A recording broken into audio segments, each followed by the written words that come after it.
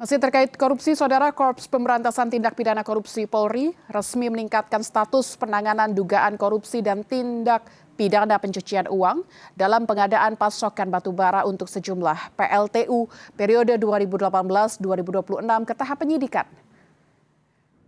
Peningkatan status dilakukan setelah penyidik melakukan penyelidikan secara komprehensif melalui pengumpulan dokumen, permintaan keterangan saksi, serta analisis awal terhadap alat bukti. Penyidik menyebut menemukan dugaan penyimpangan dalam proses pengadaan dan penggunaan pasokan batubara pada sejumlah PLTU selama periode tahun 2018 hingga 2026 yang melibatkan sejumlah perusahaan, yakni PT OBP dan PT BRA. Penyidik mengindikasikan kerugian keuangan negara dalam kasus ini mencapai 5 triliun rupiah.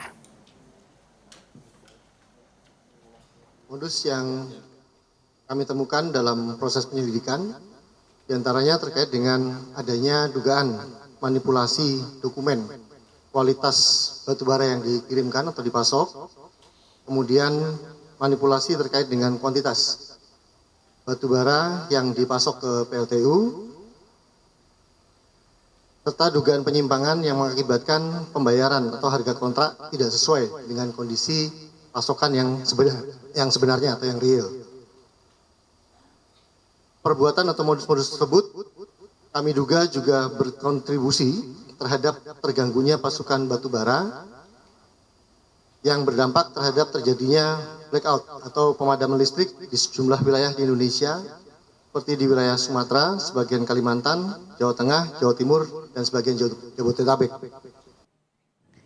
Kortas Tipikor Polri selanjutnya akan menelusuri aliran dana dan aset dari tindak pidana pengadaan pasokan batubara ke PLTU.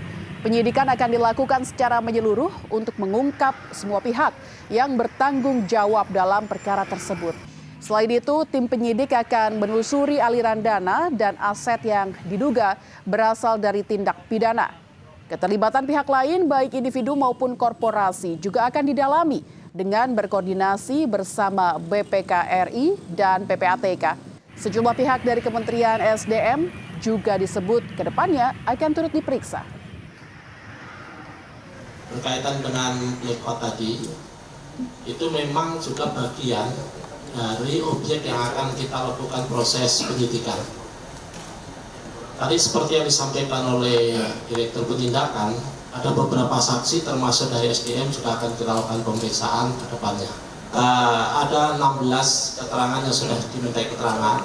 Awalnya kita sudah mengeluarkan 34, tapi yang baru bisa diklarifikasi 16. Kemudian yang kedua, beberapa dokumen juga sudah kita analisis sehingga kita menemukan peristiwa pidana korupsi tadi sehingga kita naikkan ke proses penyidikan.